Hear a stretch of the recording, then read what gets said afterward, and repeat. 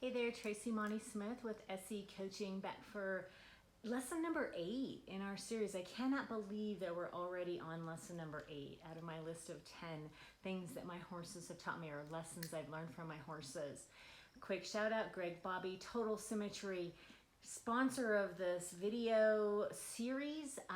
He's a great go-to if you don't have time to meet with a trainer at the gym. He'll give you a personalized workout you get to do on your time and at your convenience, whether it's in a gym or at home. Really, really love working with Greg and encourage you to reach out to him if you are in any way looking to do this kind of work yourself. You can reach him at totalsymmetry@gmail.com. Give him a shout. He'll make it work for you, I promise. So lesson number 8, let's get right back into it, right? Lesson number 8 is, if you are patient enough, someone will bring you your breakfast. Now, my horse's patience around getting their breakfast is probably a little bit more of a forced patience because they don't have a lot of choice. They have to wait for someone to feed them. And I'm in absolutely no way telling you that laying around in bed will eventually result in someone bringing you breakfast in bed, because let's face it, we probably would all be bones and dust before something like that would happen. At least in my household, that would be the outcome. But the overall lesson around this is patience, because you know what, we all get so caught up in the rat race and the frustration and the urgency of every single day, and it makes us forget a little bit about how a little patience can go a long way in helping us to get to the goals of whatever it is that we're trying to do, and to realize that some things just take a little bit more time to fully mature and fully flesh out in what they're really going to be and what they're really meant to be. You know, my tomatoes, they take some patience. I start my tomatoes from seeds in January, and by the time I can move them outside mid to late May, depending on the year and the weather, you know, I've got to be really patient, because they've got to go from little tiny seeds to plants that are big enough and strong enough to move outside and to not die. The other, what's something else that I was thinking about? Oh, the horses themselves. Oh, raising kids. Oh my gosh, raising kids, right? That requires a lot of patience. I don't know how many times I was ready to, throw in the towel. I was so frustrated over picking up socks and wondering why you can't move the dishes from the sink 6 inches and open the dishwasher door and put the dishes in the dishwasher. Is it really that hard? Apparently it is. But with the patience around that, and as my kids have grown up, and I've seen that mature, and they are fully functioning adults, and they are fully functioning adults that do put dishes in the dishwasher, sometimes without me asking them to put their dishes in the dishwasher. But I had to be patient through all that and raising the kids.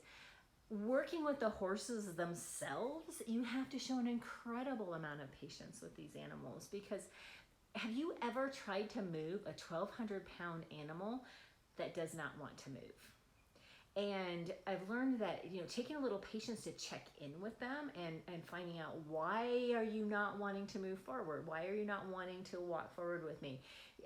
You know, maybe they've seen their friends up on the hill that are running, and they're like, whoa, what are you doing? You're running around and having fun without me. Maybe I need to know what you're doing. Maybe they've seen the rattlesnake that's coiled up on the path right there where I'm trying to make them go. So, but having the patience to check in with them and figure out why they don't want to move at that particular moment, because all of the pulling and the pushing and the, let's face it, cussing and swearing sometimes is not going to move that 1,200-pound animal. The patience and figuring out why they don't want to move and waiting for them, oftentimes that results in a much bigger result. And quite frankly, I'm usually glad when they've seen that rattlesnake coiled up on the path. They're more aware of that stuff than I am sometimes, and I'm grateful for that. Very grateful for that. But taking that breath to checking in with that patience, it allows us to step back, and it allows us to keep from rushing headlong into the frustration that so many times can be the result. And the frustration, it can so many times lead to anger. It can lead to tears on another person's part if I've been too harsh with them because I haven't been patient with them. It enables us to just stop that headlong rushing into everything that results in the frustration, and it results in all these other, negative kind of things. Whether it's a toddler who is just taking forever to get dressed. Parents, you know what I'm talking about, right? It's always when you need to be out the door, right? Or I don't have to do this anymore because I've done this with my kids, but teaching my teenagers to drive, oh my God, that was one of the biggest lessons in patience that I think I will ever have to experience. And doing that while they're scaring the living bejeebies out of you, huge lesson in patience. Again, parents of teenagers, you know what I'm talking about. And if your kids aren't teenagers yet, you're gonna know what I'm talking about. Maybe it's even just a goal at work that's not happening fast enough, or it's not happening in the time frame that you had hoped that it would happen in. But taking that time to step back, taking that time to be patient. And the horses teach us that every day, because the horses they just are. And what the biggest lesson I've learned from them is to just be.